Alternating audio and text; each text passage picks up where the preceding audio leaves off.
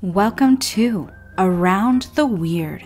Here's your host, the museum curator of the strange and unusual, Mr. Nothing. Thank you, mysterious voice, and welcome back to Around the Weird, a booktube channel where I talk about all the unusual and out of the ordinary literature that I have found in my travels.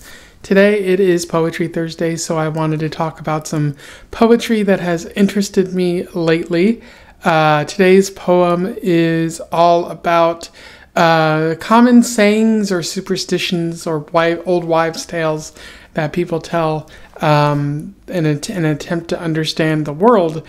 I am referring to If You Go to Bed Hungry by Angela Narciso Torres. For those who don't know, Angela Narciso Torres is a Filipino-American author who's been writing and getting stuff published for about 10 years now. At least on her website, it says she's gotten published since 2013. So I'm taking it by that. She mainly writes poetry, but also writes essays and has appeared on podcasts as well. So quite a bit of work out there. And in her work, based on what I've seen, it seems like she talks about immigration and family, and her poems don't necessarily follow like the usual style that you see with poetry, sometimes disjointed or whatnot, which is the common theme in modern poetry, not following the rules set down by previous poets. But yeah, so pretty interesting poet, and I figured I had to talk about this strange poem that I read today. So without further ado, I will read it, do a little bit of analysis, and we will move on from there. If you go to bed hungry. If you go to bed hungry, your soul will get up and steal cold rice from the pot. Stop playing with fire before the moon rises, or you'll pee in your sleep. Sweeping the floor after dark sweeps wealth and good fortune out the door. Fork dropped, a gentleman will visit. Spoon, a bashful lady. Bathing after you've cooked over a hot stove makes the veins swell. For safe passage to the guest who leaves mid-meal, turn your plate. The adage goes, coffee stunts growth. 12 grapes on New Year's, the opposite. Advice from the learned, hide a book under your pillow. Never step on, never drop. Every rice grain that remains on your plate, you'll meet again on the footpath to heaven. You'll have to stoop to pick each one of them up. And so that was If You Go to Bed Hungry. In terms of analysis, there's a little bit worth talking about here. You might wonder, like, what's the deal with this poem? It seems like a bunch of old sayings, superstitions, old wives' tales, whatever you prefer to call them. And that is what it is. Like, I looked up many of these up, and they're all old wives' tales. There might be one that's inaccurate that I haven't looked up as a means of like trying to get you and say, this is the one that's not right. But most of these are just old wives' tales. In the structure of a poem, no rhyme or reason to it, but it is pretty funny because the more you read, like the more nonsense it becomes.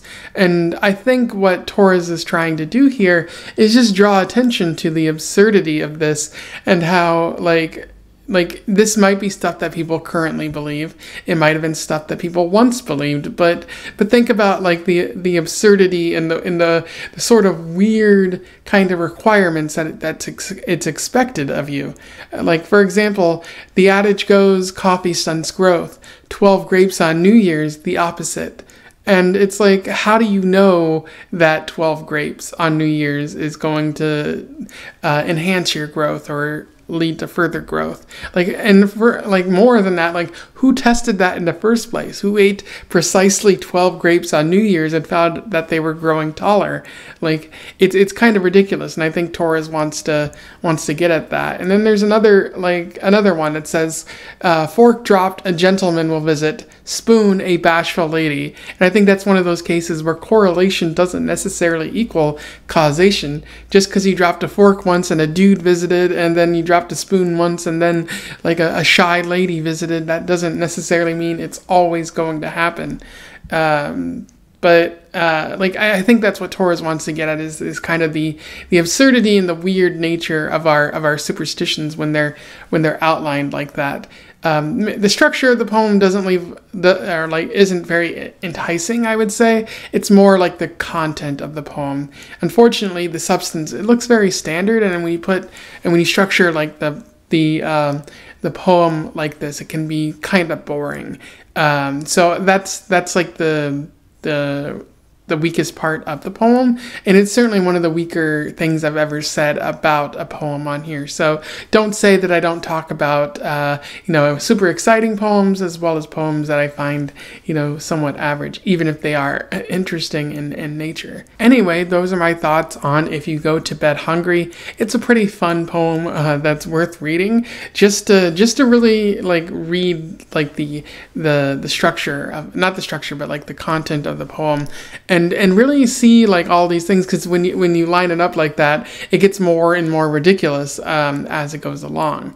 I don't think it really has any deeper underlying meaning, but I think you could probably find one if you studied it for long enough.